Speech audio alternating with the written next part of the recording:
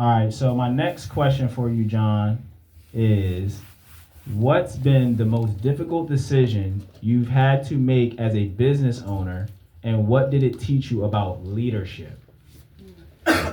Which has no price tag. The most difficult? The most difficult decision you've had to make as a business owner, and what did it teach you about leadership?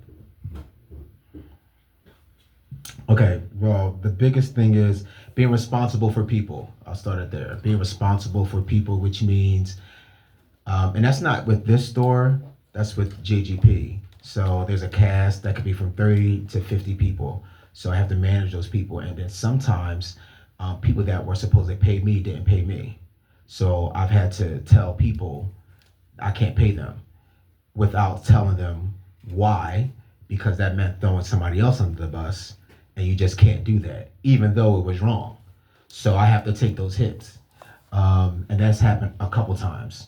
And those people are parents, mothers, fathers who have children who are waiting for that money to dot dot dot dot dot. And although it's not my fault, it grieves me because I still feel extremely responsible. So sending those emails out to say I can't pay you, those have been the hard parts.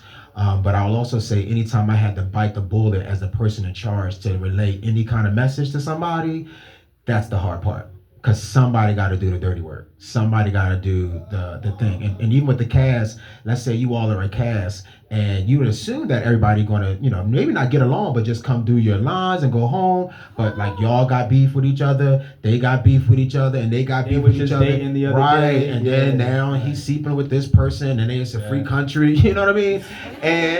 And although I got nothing to do with none of that, because it's my company and because it's my play, I have to navigate all of that. When those two people get in the scene together and they're not talking no more, I'm supposed to read their minds and be like, oh, y'all no longer sleeping together, okay?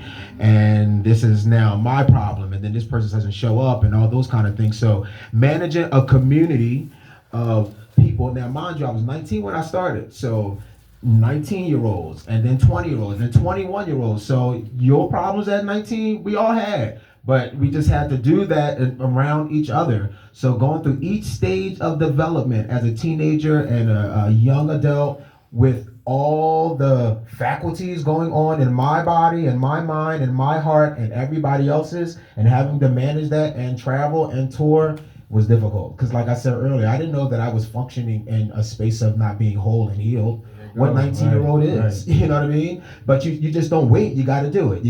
I felt a fire inside, and I felt that I needed to make some things happen. And were there some casualties along the way? Yes, there was, and I'm so sorry, But one day I was thinking about something, and God was dealing with me about, don't worry about the casualties. You are a casualty, and aren't you good? Come on, man. I'm a casualty in somebody else's story, and I'm good. God has made my mind, kept my mind, He surrounded me with people that love me, support me. I'm good. And in that same way, I can't be too, if I got to make sure my heart is good. And have I been repentant to that person? Like, I'm not going to let sis keep walking around thinking that, I'm okay with what I did. No. But once in my heart, and she or he know that, I didn't mean or what I said or those things, then I really do got to move on and keep running my businesses. Yeah. You know what I'm saying? So the hard part is that, the human side of things, because you could be cold, but nobody gonna want to work with you when you cold. One more thing. Keep it cool. Man, you the one. It's the arts, y'all. It's the arts.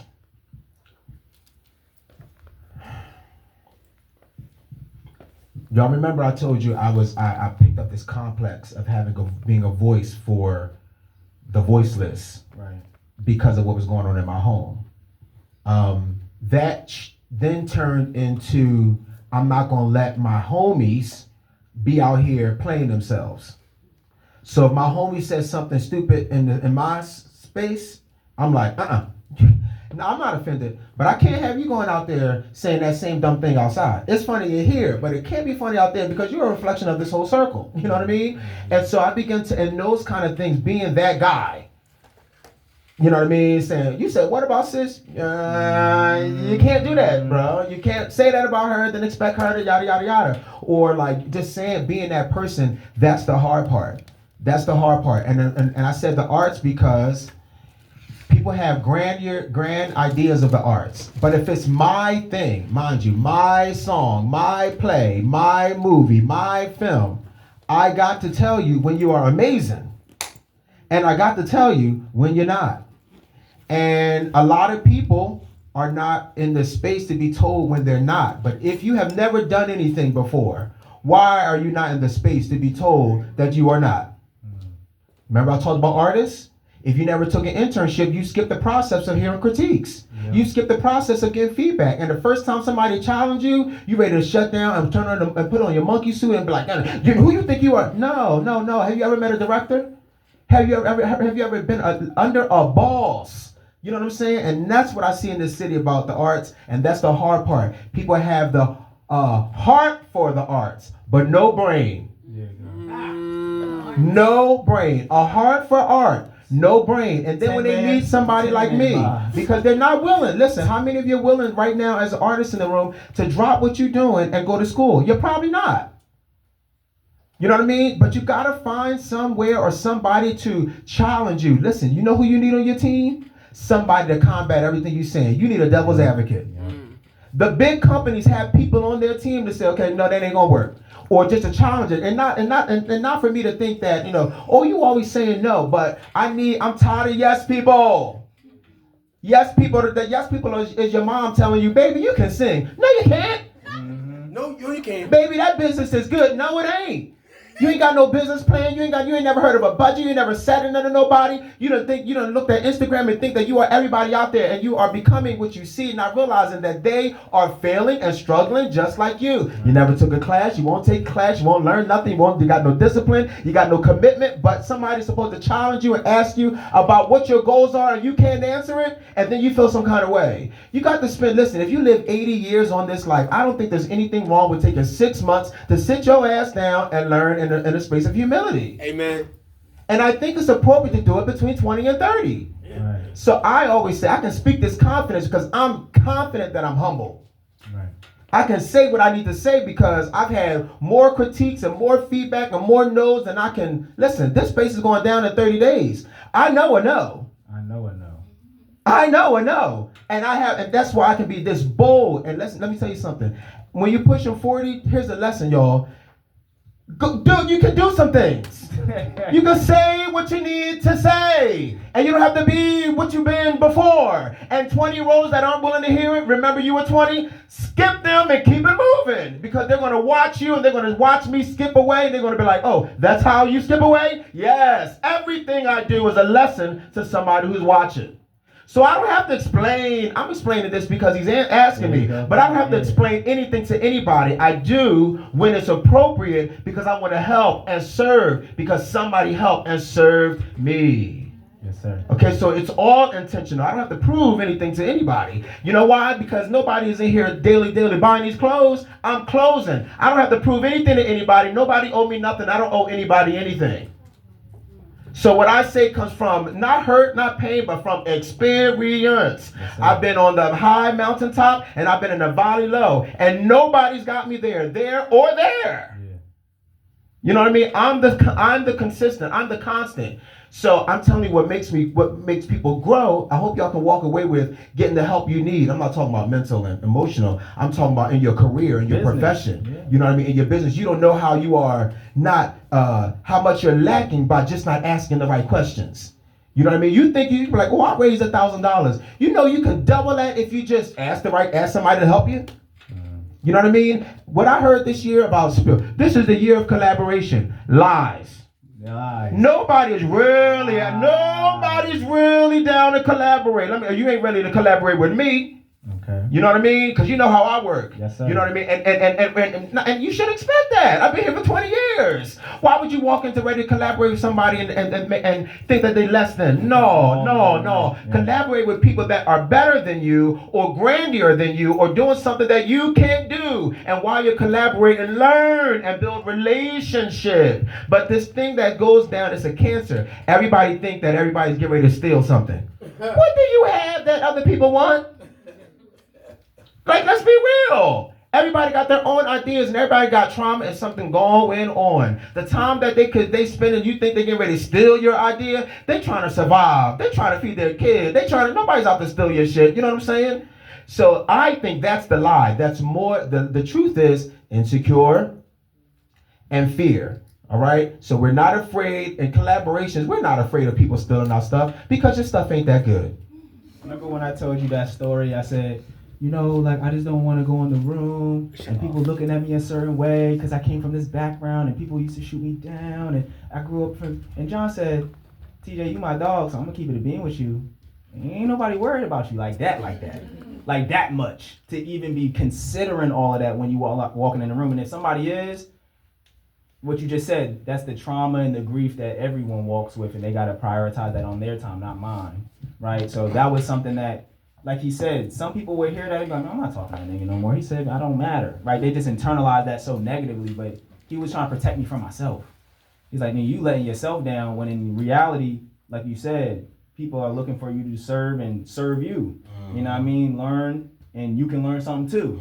You dig? So that I had to get out of my own way with just a simple tweak. You dig? And like you said, that's the important part. I feel like that's the third lesson of this conversation is that, well, you said it best, but I'm just going to reiterate it is, like you said, whether it's 6 weeks a year, 6 months every few years, just fall back and go learn the thing you saying you trying to do before you just getting in to do it. Because I heard a bar the other day and it said people watch 3 days or 3 hours worth of videos and think that they can do things people have been doing for 15 or 20 years now.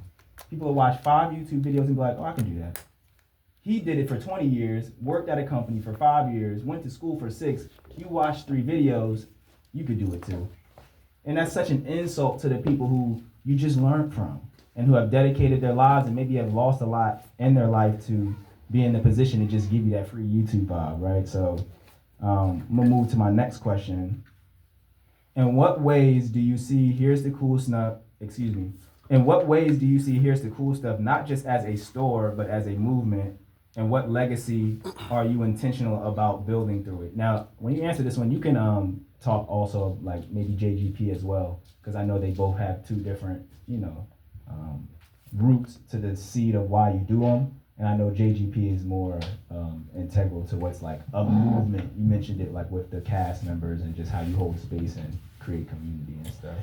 Yeah, so the best way I can put it is that the JGP is performance art and entertainment. And Here's the Cool Stuff is about visual arts and style and clothing. Just as a business, like help. Why'd you told me a bit of why you separated it. Could you elaborate and teach and show everybody like why you separated it and why it needed to be 2 different things? Yeah, so there's a few reasons. Well, one's a nonprofit and one's a for-profit. When I started JGP as an arts and entertainment company, it made sense to be a nonprofit because of the work that we were doing and that we continue to do. And when I opened a retail store, it could be nonprofit, but I already had a nonprofit. And I wanted to structure my business in regards to a for-profit because it's a clothing store. I know that really doesn't answer the question the best way, but the way we receive revenue is different, and the way we account for revenue is different than a nonprofit. Okay. So the nonprofit, although it's my company, it's really the community's company. Like nonprofits are about the community, where for-profit is about the company. Yeah. Okay. And so that then began to say what we can get from grants or loans or different things like that. Some people don't give certain things to every kind of company, and like you're not going to find too many grants in retail for nonprofit, but you might find some for grants for-profit. Yeah. So those are my decisions, just thinking grand scheme of why I decided to do a nonprofit versus an LLC versus a for-profit. By the way, when I started, I didn't have any of those things. So if you're trying to wait till you get those things in order to start, don't. Like, do your thing and get it in order. Because before you know it, it'll be 10 years and you're still trying to get that paperwork in order. Like, the fun stuff is the doing. Yeah.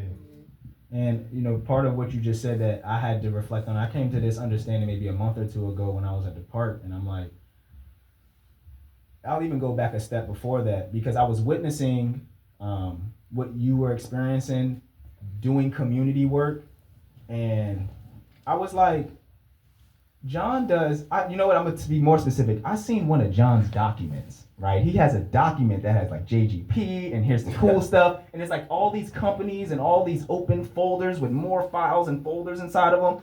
And I'm like, every time he would bring it up, my throat would just clench up and I'd just be so like, that's what you have to do to organize communities. And he would be constantly like reminding me like, where I could be more intentional and efficient with the efforts that I'm having. He's like, man, you spending 6 hours on this one thing. You could have delegated that. You could have moved this over here. You could have made this that way. And I learned from being here, just doing the work and learning and being open to learning that community is a byproduct of the service that I provide. I'm a business operator. I do not want to chase y'all around and manage y'all and check in and see how your mind is and how your vibe is. And I want to provide the solution to a problem you have, and then you can align with other people who have successfully either solved that problem or are looking to solve that problem. That's why this says still growing. If you are still growing and that means something to you, you buy the shirt, you see other people's wearing the shirt, you say, hey, you still growing too? We have a connection now. You know TJ or something, right? And it allows you to like create shortcuts to creating community, right? So it's like my product and service can provide community as a byproduct, but I ain't trying to be a community organizer. And that's what I used to say. Yeah, I'm trying to do this for the community. I'm about the community. I'm going to do this for the community. And it's not that I love my community. I'm very intentional. I came here because this was a Black-owned business. But that's a personal prerogative. That's not what I want to do to make money, right? I want to be in the community. I don't want to be soup kitchen, free help tables, free classes, going for grants. I watched you do nonprofit work.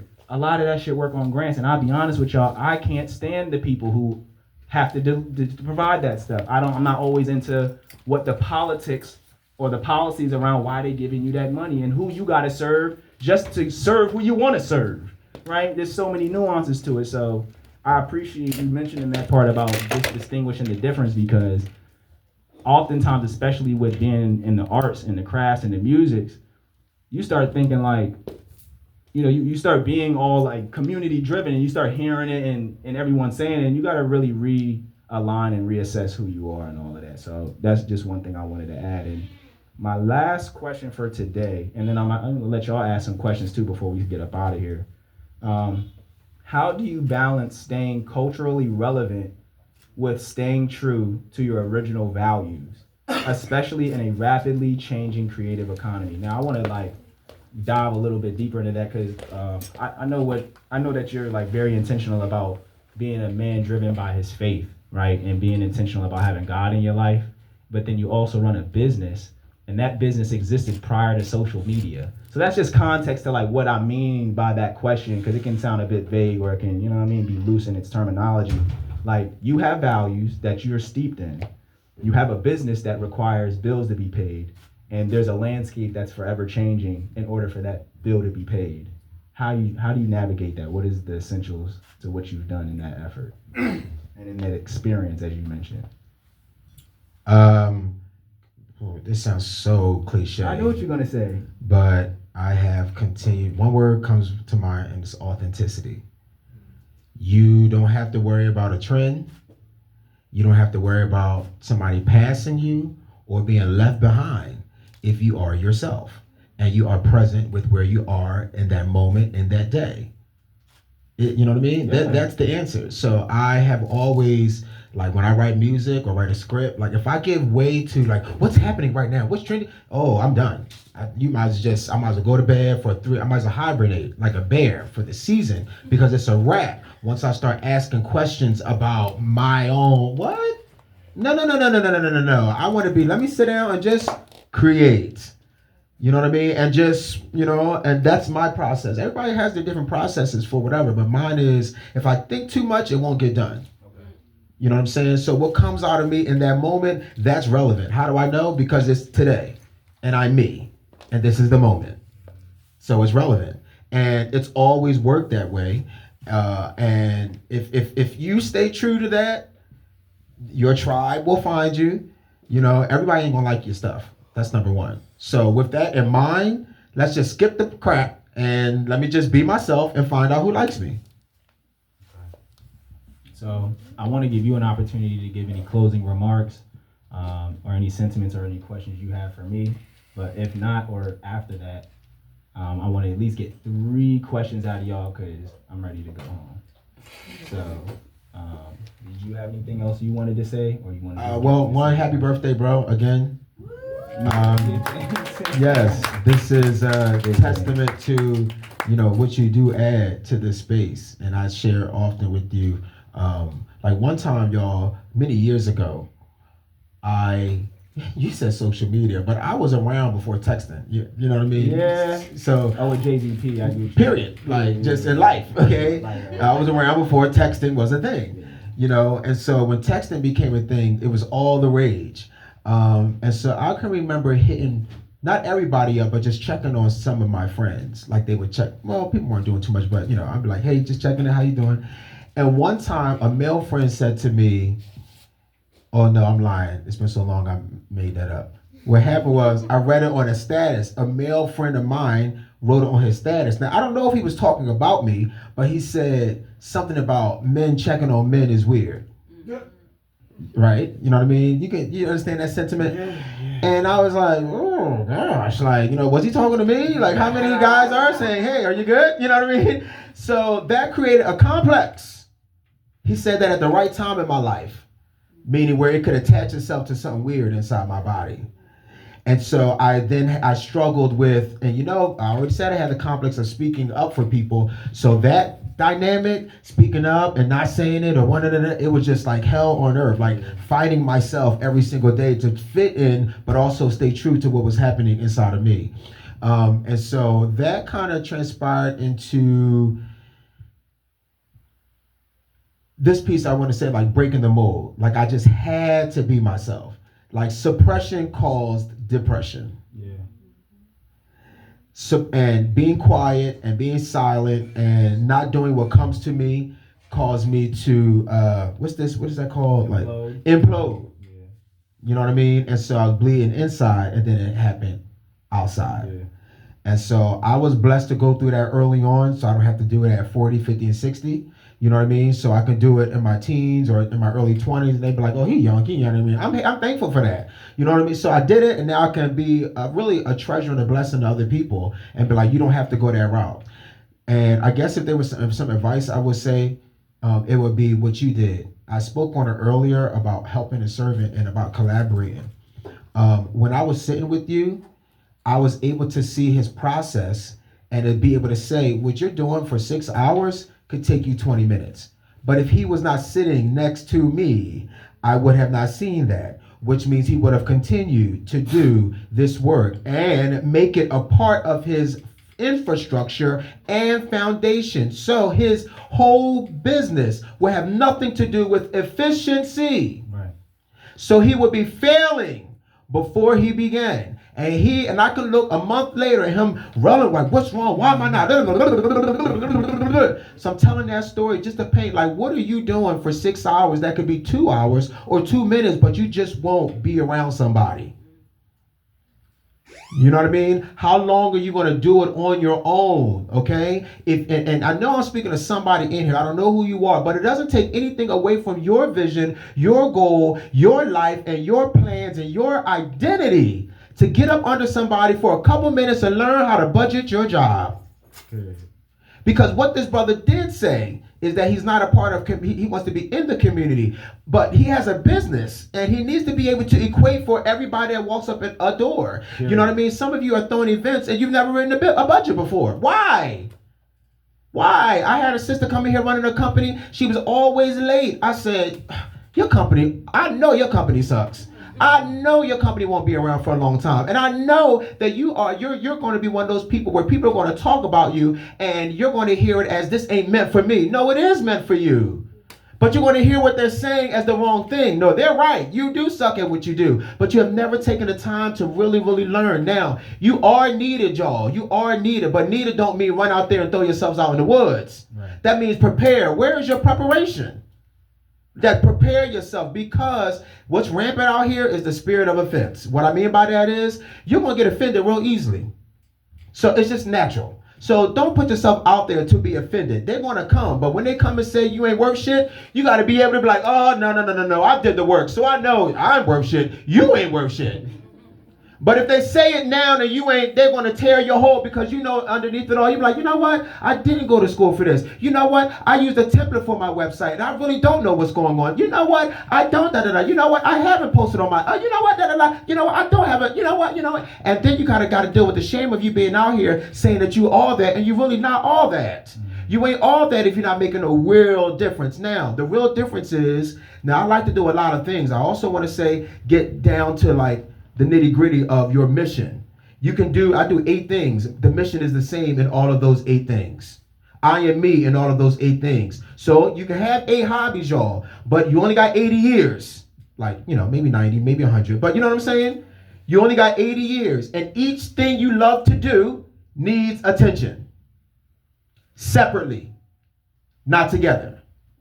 So are your hobbies worth it or your passions? If you got 9 passions, why are you spending time on hobbies? Okay, unless you don't have no passions. So in 80 years, if you do 4 things, my challenge for you is to set aside at least 3 months in each thing to not work on raising money for yourself, but work on learning for yourself. And the easiest way to do it is not to do it alone. Come on, y'all. It's not to do it alone and try to figure out. I mean, YouTube is good, but if you can get a person next to you, if you can get them and watch them work and watch them and just be like, oh, that's how you do that. You don't need no template. You're just watching. So find somebody. If you sing, find a singer, a good one. You know what I mean? Matter of fact, an artist development. If you're an artist in here, listen, go find somebody that can work with you as an artist development. Like, you know what I mean? Because if you sing and nobody talking about exercise, they don't know what they're talking about. If you rap and ain't nobody talking about exercise, they don't know what they're talking about. If you're an artist and nobody talking about this and that and the third, listen, I know what I'm saying. So artist development is what you need. Because once you get out of these community events, can you stand next to somebody like me? Woo! Now, I'm confident. Y'all can be confident after 40 years, right? So don't look at me like, oh, no, after 40 years, you can, you know what I mean? Like, you say what it is. Say who you are. Now, what did I just say? After you get out of these community events, can you sing next to me? Now, you don't even know how I can sing, but I'm this confident. You're like, oh, that nigga can sing. You know what I'm saying? And so what I'm saying is being around people, like even your circle. Is your circle yes men, or is your circle telling you like, sis, you was a little flat today. you might want to tune up, or your toe wasn't pointing, sis, or listen, or when you're not, or like even the people when you throw in your events, watch the people that don't show up for you. I mean, most people don't want to talk about that. They're like, no, if they were here, they would be here. Listen, there's a pattern that you need to pay attention to. You know what I mean? And I don't want you to give up all of yourself for people that are not giving you anything. You know what I mean? And giving yourself to audiences who are not, okay? So your reason for performing, it can't be fame. It has to be spiritual. Wow. And I'm not talking religion. I'm talking about it has to be spiritual, because that's going to make you continue to do it when you don't get no money. Yeah. You know what I mean? And if you need money to do it, I'm not sure it's a passion to begin with. Because you don't need money to help. And if that's not why you do what you do to begin with, why are you doing it anyway? Drop the mic. That part, right. No? Did anybody have any questions before we slide today? Was there something on your mind or heart you just wanted to share? If you didn't have a question, if not, then like you dropped the mic. You know what I'm talking about? That's it. You got one? There you go. Come pull up, because I'm about to say if I go all the way over there, then you know what I'm saying? Yeah. All right, I'll stand up. There you go. Do your thing, Queen. I have a lot to say, but I'm gonna make it real short because you want to get home. So, can we just give it up for them? Because y'all are amazing. I want to just say, first of all, to you, John, here's the cool stuff is amazing. And what's even more amazing is you. You do so much for so many people, how you walk around, your talents, and how you share your gift with the world and how you share yourself is impeccable and amazing. And it's been times where me, right, y'all pointed me out, y'all like, you done nonprofit work, right? You work with the community, where I might have felt like I wasn't being listened to or heard. And you opened up your store and was like, oh, you can do this for free. You know, I got your back. How can I help? And I just want to say thank you for being who you are. And now I'm getting emotional. Like, this isn't even about me. But I just want to, you know, give gratitude to who you are and what you continue to do from your heart. Thank you. Then TJ. All right. Happy birthday, TJ. I can't, you know, as soon as he sat down, I'm like, not his birthday, and he interviewing somebody else. Like, you know, like, that just says to who you are, who your character is, you know. And I've seen him, like, he always talks about, like, he came from a whole different state and came over and took over. Like, yeah, I got a space, and y'all learn from me. Like, but just like who you're growing to be, the man that you're growing to be, like, I feel like a big sister right now or something. Like, I'm just very proud of you and how you have started to walk into your authentic self. Me and Tony were just laughing, like, yeah, he got fashion game now, you know, like, and to hear that, you know, Here's the Cool Stuff has something to do with it, you know, and I remember those. Look like it if I was you said I had to look like yeah. It. And I remember those times where you were like, you felt like you had to be something for people, and you had to like, oh, I don't think they're gonna like me, and and now you be like, fuck it. Like, this is who I am, and this is a reflection of who you are, all this love, you know. So just thanks y'all for being y'all. I think the only question I have is for John, like, in you noticing that you're still healing and you're still trying to keep yourself, I think when you were talking about how you have to manage people, I felt that in teaching, like, I still had to be who I am to those kids, even though they're going through stuff, I'm going through stuff. Like, how did you find the balance to, like, be like, okay, now I really have to do self-care, or now I really have to like, what was like done or said that happened that made you realize how to balance that? I never thought about self-care. I thought it was a woman thing. I'm gonna be honest with you. Like Self-Care Sunday, I never heard any man say that, you know.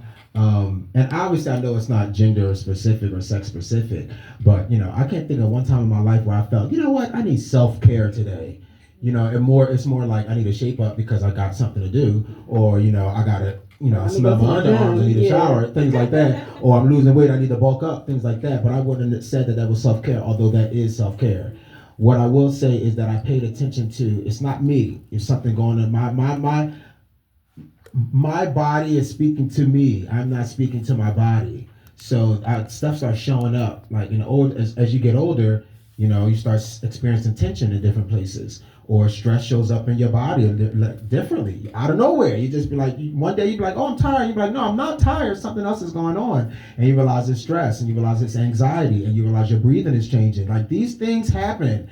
And after a while, you're just like, wait a minute. You know, you realize it takes me longer to recover from like somebody saying something or doing something or getting a citation. And you be like, you know what? I'm realizing that I'm changing. And I'm not going to try to stay the same. My body is changing. I'm changing. I need to get used to these changes. And I paid attention. See, I had practices. I had practice 10 years ago when I went to that horrible season and I quit my job. That was me teaching myself how to pay attention and make a move. You know what I mean? So, like, that's how I learned from that instance. And I learned from paying attention to what's going on. And it wasn't hard. Like, things are set up where, like, okay, if nobody's showing up to a show, then I'm not going to do the show no more. That's clear. You know what I mean? If nobody's showing up to an open mic, then I'm not going to do the open mic. So in those ways, I wasn't lying to myself. I was looking at what's happening in front of me and addressing it head on versus pretending like, okay, no, it's going to work out. No, it ain't going to work out. This is what it is. Just like the other day, I heard a producer say, you know, producer on Broadway, she was like, I really do love all kinds of shows, but every show is not, it might not be the right time to do this show. The world might not be ready to hear this show right now. And I'm like, you know what? I never thought about that. Here I am just doing plays because it's the 10th year anniversary. But what if this is not the year where people want to hear about Cinderella? You know what I mean? Dreamgirls is all the rage, and here I am doing Cinderella. Well, I need to let Dreamgirls go on. When Dreamgirls die down, the smart thing would be to do Cinderella. So there's ways to, like, figure out how to keep from falling and slipping, or to make yourself fall and slip because you know it's getting ready to happen. Thank you. And thank you, sis, for what you said. I appreciate that. Your time is, if this was your birthday, we would be saying all this about you. Right. You do? Clean